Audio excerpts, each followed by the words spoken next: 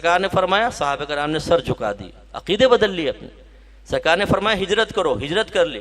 مدینے آئے تو انصار صحابہ سے فرمایا اپنا آدھا مال اپنے مہاجر بھائیوں کو دے دو، سارا دے دیا۔ جب حکم فرمایا تیار ہو لڑنا اللہ کی بارگاہ میں، بیوی پیگننٹ ہے، بچہ بیمار ہے، ماں بیمار ہے، باپ بیمار ہے، جب جہاد فرض ہو گیا ہے پھر کسی کو نہیں دیکھنا، پھر کوئی ہیلا بہانہ نہیں، جی میری فصل تیار ہے، میرے مویشی رول جائیں گے، کوئی دیکھ بھال کرنے والا نہیں، سب سے پہلے اللہ کے نبی کا حکم ہے، باقی بعد میں دیکھا جائے گا۔ تبھی تو وہ قیامت تک کے لیے عزت پا گئے۔ اور ہم عاشق رسول ایسے ہیں کہ ہم کہتے ہیں پہلے ہمارے سامنے اللہ کے نبی کا حکم پیش کرو، فقیر سوچے گا کہ اس کو عمل کرنے کی، اس کو اپنانے کی سعادت حاصل کرے یا نہ کرے۔ میں نے تو لفظ بدل دیا، میں کچھ اور کہنا چاہ رہا تھا۔ تو ہم پہلے کہتے ہیں پیش کرو، دیکھیں گے جی، نہیں سمجھ میں آئے گا بالکل سائیڈ میں کر دیں گے۔ نبی اپنے مقام پر، اللہ تعالیٰ اپنے مقام پر، لیکن جی نفس بھی تو ہے، شیطان بھی تو ہے۔ یہ کیسا عشق رسول ہے بھائی جان؟ ہم اپنے آپ کو سرکار کا غلام کہتے نہیں کہتے؟ غلامی رسول میں موت بھی قبول ہے۔ اب آپ کہیں غلام ہو، فرض کر لیں آپ آقا ہوں، آپ کہیں پانی پلا، وہ کہے چل بھاگ جا۔ آپ کہیں ادھر آ کے بیٹھو، پاؤں دباؤ، بولے بھائی میرا خود پاؤں میں درد ہے، تو دبا دے میرے پاؤں۔ آپ جو کہیں وہ مانے ہی نہیں، اور پھر کہے بتاؤ میں کتنا اچھا فرما بردار غلام ہوں کہ نہیں ہوں، آپ پر میرے ماں باپ قربان، میری جان قربان، تو آپ اس کے خالی دعوے سے چمکار کے کہیں اچھا تیرے ماں باپ مجھ پہ قربان، ارے واہ بھائی سبحان اللہ، یہ لے بھی 100 روپے کا نوٹ، ہرگز نہیں کریں گے۔ تو ہم تو باتوں سے کبھی متاثر نہیں ہوتے، سامنے والے کا اگر قول اور فعل میں تضاد ہو تو ہم مطمئن نہیں ہوتے، ہم اس کی دوستی کے خلوص میں شک کرتے ہیں، حتیٰ کہ بیوی اگر ایسی ہو تو ہم کہتے ہیں پتہ نہیں یہ میرے ساتھ فراڈ تو نہیں کر رہی۔ اپنی اولاد اگر اطاعت کا راستہ چھوڑ دے تو ہم اولاد سے بدظن ہو جاتے ہیں، بولتے ہیں پتہ نہیں میری اولاد بھی ہے کہ نہیں ہے۔ بعض اوقات تو یوں بول دیتے ہیں غصے میں کہ بھائی تو میری اولاد بھی ہے کہ نہیں ہے۔ لیکن جب یہی معاملہ ہمارا اور نبی کا ہوتا ہے تو ہمیں کچھ بھی مت کہو، باتوں کے غازی بننے دو۔ بس نعت خان صاحب بھی آ کے ماشاءاللہ انہوں نے تو اپنا اتنی بڑی خدمت کر رہے ہیں ماشاءاللہ، انہوں نے بس یہ ایسے ہی شعر سنانے ہیں جس کا مفہوم یہ ہے کہ آپ سب عاشق ہیں، میدان معاشر میں پہنچیں گے تو فرشتے آ کر کہیں گے حضور آپ کہاں تھے، جنت آپ کا انتظار کریے، تشریف لائیے، اور ہم سیدھے جنت میں پہنچ جائیں گے۔ اسی لیے آپ دیکھیں ہمارے نوجوان اس طرح کے اشعار پر بھروسے کر کر کے اپنا نمازیں پڑھتے ہیں، نہ علم دین سیکھتے ہیں، نہ وہ درس قرآن میں نظر آئیں گے، نہ درس حدیث میں نظر آئیں گے، نہ وہ مسائل پر عمل پیرا ہوتے نظر آئیں گے۔ 2,500 کے مجمع پوری نائٹ نعت خوانی میں بیٹھا ہوگا، لیکن فجر کی نماز میں جا کر دیکھ لیجئے گا جماعت میں کتنے لوگ ہوں گے۔ اس چیز کو سمجھنے کی ضرورت ہے، ہمیں اپنے گھروں میں اپنے بچوں کو، گھر والوں کو سمجھانا چاہیے کہ عشق اور محبت قربانی مانگتے ہیں، اور سب سے بڑی قربانی یہ ہے کہ جب حکم الہی ہماری طرف متوجہ ہو، سرکار کا حکم متوجہ ہو، تو پھر اپنے نفسانی خواہشات اور دنیا کو نہ دیکھا جائے، اس پر عمل پیرا ہونا ہے۔ اور یہاں لفظ اتباع کا استعمال ہوا، مراد اطاعت ہے، ان دونوں میں فرق ہوتا ہے۔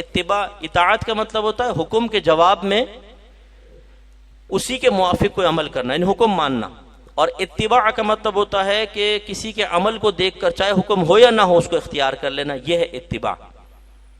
یہاں حکم، یہ اتباع کا لفظ ہے فاتبعونی، لیکن اصل میں اطاعت بیان کرنا مقصود ہے۔ یہ لفظ ایک دوسرے کے لیے استعمال ہو سکتے ہیں۔ تو کمال تو یہ ہے، پہلا درجہ یہ ہے کہ اطاعت مکمل ہو، اس کے بعد اگلا درجہ ہوتا ہے کہ اتباع میں بھی انسان کامل ہو۔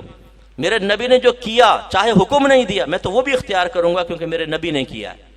ہمارے یہاں اتباع تو بہت دور کی بات، اطاعت ہی کمپلیٹ نہیں ہے، اور کہیں ایسا دیکھا ہے کہ اطاعت نہیں ہے، اتباع میں کوشش کر رہے ہیں۔ جس کا حکم نہیں ہے وہ تو کر رہے ہیں، جس کا حکم ہے وہ نہیں کر رہے ہیں۔ اس چیز کو بہت ہی سمجھنے کی ضرورت ہے۔ اللہ تعالی ہم سب کو سمجھنے کی توفیق عطا فرمائے۔ اور اسی لیے اگلی آیت میں دیکھیں اللہ نے فرمایا قُلْ أَطِيعُوا اللَّهَ وَالرَّسُولَ فَإِن تَوَلَّوْا فَإِنَّ اللَّهَ لَا يُحِبُّ الْكَافِرِينَ۔ اے حبیبہ فرمائیے کہ اللہ کی اطاعت کرو، اس کے رسول کی اطاعت کرو، پھر اگر کوئی منہ پھیر لے تو بے شک اللہ تعالیٰ کافرین کو، انکار کرنے والوں کو محبوب نہیں رکھتا۔ کیونکہ یہ بات تو کافروں کی چل رہی تھی، اس لیے یہاں پر یہ نہیں ہے کہ جو ہم مسلمانوں میں سے بھی جو کسی بھی قسم کا کہنا نہیں مانے گا معاذ اللہ کافر ہو جائے گا، یہ مقصود نہیں ہے۔ تو اس سے سمجھیے کہ اطاعت کرنا، حکم ماننا، یہ اصل کمال ہے اور یہ آزمائش ہے۔ اس کے بعد اللہ تعالیٰ نے 35 اور 37ویں آیت میں حضرت بی بی مریم رضی اللہ تعالیٰ عنہا کی والدہ کا تذکرہ کیا۔ اس زمانے میں یہ رواج تھا کہ جو بچے پیدا ہوتے تھے بعض اوقات ان کو عبادت خانوں کے لیے وقف کر دیا جاتا تھا. تو آپ کی والدہ نے نظر مانی کہ اگر میرا بیٹا ہوا تو میں اس کو وقف کر دوں گا اللہ کی راہ میں. تو بی بی مریم پیدا ہو گئی. تو انہوں نے جب وعدہ تو تھا ہی، بیٹا تو نہیں ہوا، لیکن آپ کو وقف کر دیا. یہ جو آج کرسچنس کے ہاں نن چلتی نا، نن کیا ہوتی ہے؟ وہ ساری زندگی شادی نہیں کرتی، وہ چرچ کے ساتھ وابستہ ہو جاتی ہے. اب تو یہ رواج ختم ہو رہا ہے ان کے ہاں، وہ اسی کو لے کے یہ چل رہے ہیں. ہمارے قرآن میں بیان ہوا، حالانکہ یہ ہمارے نزدیک ہی صحیح نہیں ہے. تو یہ دولہ شاہ کے چوہے جو ہوتے ہیں نا، دولہ شاہ کے چوہے، آپ نے دیکھا ہوگا چھوٹے چھوٹے سر ہوتے ہیں اور وہ بیچارے مانگتے رہتے ہیں. جو ہماری رپورٹ کے مطابق جو میں نے اس کی ڈاکومنٹریز دیکھی ہیں کہ لوگ منت مان لیتے ہیں مزار پہ جا کے کہ ہمارے بچہ ہوگا تو ہم یہاں پر چھوڑ دیں گے. وہ وہاں چھوڑتے ہیں تو وہ شروع سے اس کے سر پہ ایک لوہے کا جنگلہ چڑھا دیتے ہیں، جس سے جسم تو بڑھتا رہتا ہے لیکن سر سکڑا رہتا ہے. تو وہ ان بچوں کو بعد میں وہ بھیکے منگواتے ہیں. اگر واقعی اس داستان میں حقیقت ہے، کیونکہ ضروری تو نہیں کہ ڈاکومنٹری اگر میں نے دیکھی ہو تو وہ حقیقت پر ہی مشتمل ہو، تو یہ ایک بہت بڑا ظلم عظیم ہے. اور کوئی بھی ماں باپ اگر مجھے سن رہے ہیں تو اس طرح کی کوئی منت نہ مانے کہ آپ مزار پہ منت مان کر آ جائیں کہ جی ہمارے بچہ پیدا ہوگا تو یہاں کے لیے وقف کر دیں گے. آج آپ کو پتہ ہے کہ کس طرح بگاڑ پیدا ہو گیا. آپ کے بچے کو کس کام میں استعمال کیا جائے گا، کیا کیا جائے گا. پوری زندگی کے لیے آپ نے بچے کو اپاہج کر دیں گے، اسے تباہ کر دیں گے. جو آپ پر اس کی تربیت واجب تھی، جو اس کے حقوق آپ پر لازم تھے، وہ سارے پامال کر کے آپ اللہ کی بارگاہ میں کیسے سرخرو ہو سکتے ہیں. تو اس طرح کی منتیں نہ مانی جائیں. تو بہرحال آپ کے اس زمانے میں یہ تھا تو آپ نے منت مانی، بیٹی پیدا ہوئی تو ان کو حضرت زکریا کے حوالے کر دیا، وہ کفالت فرماتے تھے. اب یہاں جو میں نے اصل بیان کرنا مقصود ہے، اللہ تعالیٰ فرماتا ہے کلما دخل علیہ زکریا المحراب وجد عندها رزقا. جب بھی حضرت زکریا علیہ السلام محراب میں بی بی مریم کے پاس جاتے تو دیکھتے کہ تازہ پھل پڑے ہوئے ہیں، غیر موسمی پھل اور بالکل تازہ. تو آپ بڑے حیران ہوتے. قولا، آپ نے فرمایا یا مریم، اے مریم، ان لکی ھذا، یہ تیرے پاس کہاں سے آئی؟ قالت ہوا من عند اللہ، انہوں نے عرض کی کہ یہ اللہ تعالیٰ کی طرف سے ہے. ان اللہ یرزق من یشاء بغیر حساب، اللہ تعالیٰ جسے چاہتا ہے بغیر حساب کے عطا فرماتا ہے. یہاں سے کرامت کا ثبوت ہے. یہ کرامت ہے جب اللہ کے نبی سے کوئی ایسا فعل ارادتاً چاہے غیر ارادی طور پہ صادر ہو جس کے مقابل پبلک ویسا فعل کرنے سے عاجز آ جائے، اسے کہتے ہیں معجزہ.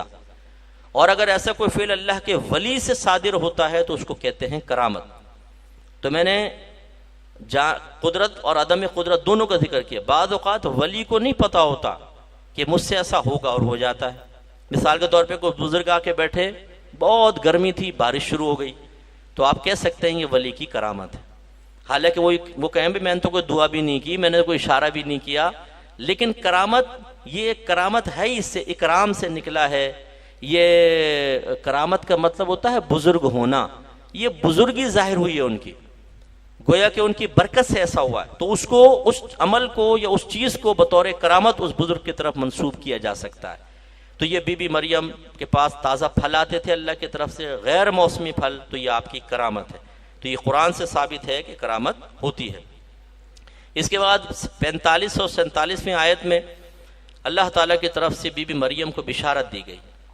اذ قالت الملائکۃ یا مریم ان اللہ یبشرکی بکلمۃ منہ اسمہ المسیح عیسی ابن مریم وجیہا فی الدنیا والآخرۃ ومن المقربین. یہ اے حبیب یاد کیجئے جب ملائکہ نے مریم سے کہا کہ بے شک اللہ تعالیٰ بشارت دیتا ہے ایک ایسے کلمے کی جو اس کی طرف سے ہے. کلمہ یعنی اصل میں تو عیسیٰ علیہ السلام کی تھی، لیکن اللہ تبارک و تعالیٰ کن فرماتا ہے تو چیز ہو جاتی ہے، کن فیکون. تو یہاں کن کا تلفظ بھی مراد نہیں ہے، مراد ہے اللہ کا ارادہ. جب اللہ ارادہ فرماتا ہے فوراً وہ چیز معرض وجود میں آتی ہے، کیونکہ وہ کسی چیز کو وجود میں لانے کے سلسلے میں لفظ کن کی ادائیگی کا محتاج نہیں ہے، یہ ذہن میں رکھیے گا. تو یہ اللہ نے ان کو، فرشتوں نے بشارت دی. ان کا نام مسیح عیسی بن مریم ہوگا، وہ دنیا اور آخرت میں وجاہت والا ہوگا اور مقربین میں سے ہوگا. تو انہوں نے پوچھا اور فرمایا وَيُكَلِّمُ النَّاسَ فِي الْمَهْدِ وَكَهْلًا وَمِنَ الصَّالِحِينَ، اور وہ لوگوں سے جھولے میں کلام کرے گا، بچپن کی حالت میں کلام کرے گا اور صالحین میں سے ہوگا. تو اب آپ ہیں کنواری، آپ کی بھی شادی بھی نہیں ہوئی. لازم بات ہے جب ایک لڑکی کو اس طرح کی بشارت دی جائے گی تو وہ کویسچن کرے گی. تو آپ نے کویسچن کیا، قالت ربی ان یکون لی ولد، اے میرے رب مجھے بچہ کہاں سے ہوگا؟ ولم یسسنی بشر، حالانکہ مجھے تو کسی آدمی نے چھوا تک نہیں ہے۔ قال، اللہ تعالیٰ نے فرمایا کذالک اللہ یخلق ما یشاء، یہ معاملہ اسی طرح ہے، اللہ تبارک و تعالیٰ پیدا فرما دیتا ہے جس کو وہ چاہتا ہے، وہ پیدا کر دیتا ہے۔ اذا قضى امرا، جب وہ کسی چیز کا فیصلہ فرما لے، فانما یقول له کن فیکون، تو محض وہ اتنا فرماتا ہے ہو جا، وہ ہو جاتی۔ یہ اللہ کی قدرت کاملہ ہے۔ جتنی میری بہنیں ایسی سن رہی ہیں جن کو ڈاکٹرز نے کہہ دیا ہے کہ آپ کے ہاں بچہ پیدا نہیں ہوگا، مایوس نہ ہو، اللہ کی رحمت بہت بڑی ہے۔ ڈاکٹرز کی رپورٹ اپنے مقام پر، ایسی ایسی رپورٹیں ہوتی ہیں، بعض اوقات ڈاکٹر کہتے ہیں آپ چل نہیں سکتے، آدمی چلنے لگتا ہے۔ یہ جو ہمارے اسکواش چیمپئن جہانگیر صاحب تھے، ان کے دل میں نے سنا ہے کہ سوراخ تھا، تو ان کو کہا تھا یہ زیادہ عرصے زندہ نہیں رہیں گے۔ انہوں نے اتنا اسکواش کھیلا اور پتہ نہیں 10 یا 12 سال لگاتار چیمپئن رہے تھے، ورلڈ چیمپئن۔ اللہ تعالیٰ جس کو عطا فرمانا چاہے، اس میں بھی دیکھ لیجئے اللہ کی قدرت کاملہ دیکھیں۔ اللہ نے پوری دنیا سے مٹی کو جمع کر کے ایک پتلا بنوایا اور اس میں روح پھونکی، آدم علیہ السلام پیدا ہو گئے۔ آدم علیہ السلام کی ٹیڑھی پسلی سے بی بی حوا رضی اللہ تعالی عنہا کو پیدا کیا۔ آپ کو مجھے ماں باپ سے پیدا کیا اور بی بی مریم سے عیسیٰ علیہ السلام کو پیدا کیا۔ ہر طرح کا ایک نمونہ پیدا کر دیا۔ بغیر مرد و عورت کے آدم علیہ السلام، مرد سے عورت کو پیدا کیا بی بی حوا، عورت سے مرد کو پیدا کیا عیسیٰ علیہ السلام بغیر باپ کے، اور ہمیں ماں باپ سے پیدا کر دیا۔ تو اللہ تعالیٰ نے کتنی اچھی مثالیں قائم کر کے اور ہمیں سمجھایا، اپنی قدرت کاملہ کا اظہار فرمایا۔ اپنے اللہ کی قدرت پہ بلیو رکھیں۔ خاص طور پہ میرے وہ بھائی بہن جو کرائسس میں ہیں، مشکلات میں ہیں، پریشانی میں ہیں، اور ہر طرح ہاتھ پاؤں مارنے کے باوجود، ہر ایک سے کہنے کے باوجود، ہر طرح کے وظائف اختیار کرنے کے باوجود وہ مشکل سے نکلنے کا راستہ نہیں پاتے، تو بعض اوقات ایک مایوسی اتنا غلبہ کر لیتی ہے کہ آدمی یہ سوچنے لگتا ہے، بلکہ شیطان سوچواتا ہے کہ شاید اللہ تعالیٰ بھی تیری مشکل دور نہیں کر سکتا ہے۔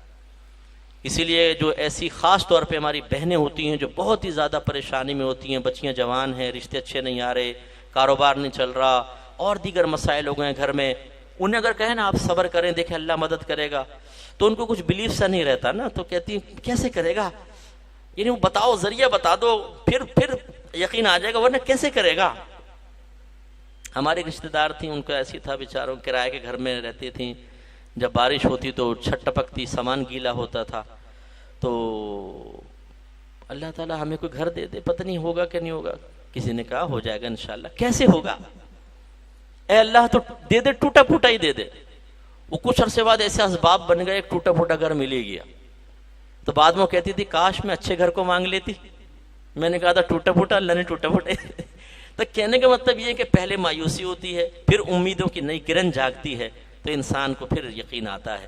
لیکن کامل مسلمان وہ ہے کہ امیدیں ساری منقطع ہو جائیں، لیکن اس کی باطنی امید کبھی اپنے رب سے منقطع نہیں ہوتی۔ وہ کہتا ہے میرا رب قادر مطلق ہے، جو بغیر ماں باپ کے آدم علیہ السلام کو پیدا کر سکتا ہے، جو بی بی مریم سے عیسیٰ علیہ السلام کو بغیر باپ کے پیدا کر سکتا ہے، بغیر باپ کے پیدا کر سکتا ہے، وہ رب میری مشکل کیسے نہیں دور کر سکتا؟ وہ مضبوط رہتا ہے اور مضبوط رہی ہے۔ آگے اللہ تعالیٰ نے حضرت عیسیٰ علیہ السلام کا یہ قول نقل فرمایا، آیت نمبر 49 ہے، انی اخلق لکم من الطین کہیئۃ الطیر فانفخ فیہ فیکون طیرا باذن اللہ۔ یہ آپ کو معجزات اللہ نے عطا فرمائے تھے کہ آپ مٹی سے چمگادڑ کی شکل بناتے تھے اور پھونک مارتے تھے، وہ زندہ ہو کے اڑ جاتی تھی۔ اور اسی طریقے سے آپ نے آگے ارشاد فرمایا، اور میں وَأُبْرِئُ الْأَكْمَحَ وَالْأَبْرَصَ، اور میں شفا دیتا ہوں مادر ذات اندھے کو اور برس کے مرض والے کو، وَأُحْيِي الْمَوْتَى بِإِذْنِ اللَّهِ، اور میں زندہ کرتا ہوں مردوں کو اللہ تعالیٰ کے حکم سے، وَأُنَبِّئُكُم بِمَا تَأْكُلُونَ وَمَا تَدَّخِرُونَ فِي بُيُوتِكُمْ، اور میں تمہیں خبر دیتا ہوں ان چیزوں کی جو تم کھاتے ہو اور جو اپنے گھروں میں چھپا کر ذخیرہ کر کے رکھتے ہو، میں سب کی خبر دیتا ہوں۔ یہاں جتنے بھی صیغے آپ دیکھیں واحد متکلم کے صیغے ہیں، میں کرتا ہوں، میں کرتا ہوں، میں کرتا ہوں۔ شفا کون دیتا ہے بتائیں؟ شفا دینے والا کون ہے؟ اللہ تعالیٰ۔ عیسیٰ علیہ السلام کہہ رہے ہیں میں شفا دیتا ہوں۔ زندہ کرنے والا کون ہے؟ اللہ تعالیٰ۔ عیسیٰ علیہ السلام کہہ رہے ہیں میں زندہ کرتا ہوں۔ تو بتائیے شرک ہوا کہ نہیں ہوا؟ بولیے بولیں۔ آپ کہیں گے کہ نہیں، میں پوچھوں گا کیوں نہیں؟ حالانکہ وہ نسبت تو اپنی طرف کر رہے ہیں، میں زندہ کرتا ہوں۔ بھائی زندہ تو اللہ کرتا ہے، غیبی خبر تو اللہ تعالیٰ جانتا ہے، جواب یہ ہوگا کہ جب اللہ کی طرف نسبت کریں گے تو نسبت حقیقی کہلائے گی، اور جو وسیلہ اور سبب اور ذریعہ ہو اس کی طرف نسبت کرتے ہیں تو اس کو نسبت مجازی کہتے ہیں۔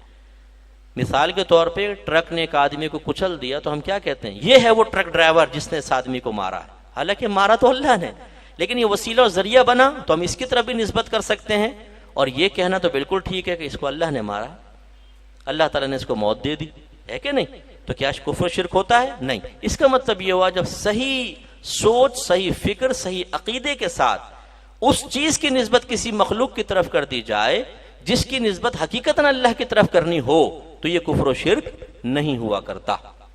چنانچہ اگر کوئی یہ کہتا ہے مجھے میرے نبی نے غنی کر دیا، مجھے میرے نبی نے عزت عطا فرمائی، مجھے فلاں بزرگ نے بچہ عطا فرما دیا، اور نیت یہ ہو کہ ان کی دعا سے اللہ نے مجھے بچہ دیا، عقیدہ یہی ہو، تو پھر یہ بالکل ایسا ہی ہے، اس میں نسبت مجازی ہوتی ہے، اس میں کوئی کفر و شرک نہیں ہوتا۔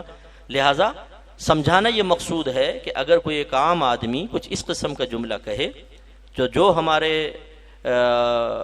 اسلام کی طرف وابستہ حضرات فوراً انہیں کافر و مشرک کہہ دیتے ہیں، خدا را تھوڑی سی توجہ فرمائیں، ایسا مناسب نہیں ہوتا۔ اس آدمی سے اس کی نیت تو معلوم کر لیں، بغیر نیت معلوم کرے فوراً فتویٰ جاری کریں تو پھر عیسیٰ علیہ السلام پر بھی فتویٰ ہو سکتا ہے، اور بھی بہت ساری چیزوں پر ہو سکتا ہے۔